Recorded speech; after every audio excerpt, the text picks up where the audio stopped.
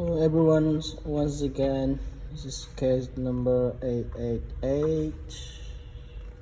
This laptop, the hinge was broken, so we fixed the hinge without changing the case, without changing the whole body.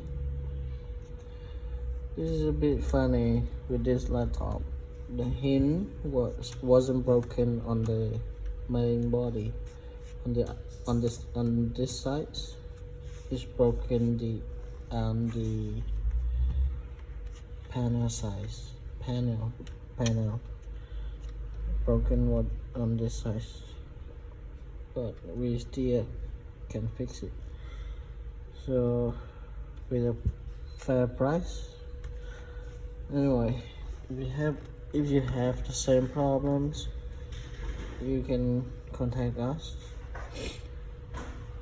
That's it for this video. See you next time. Peace.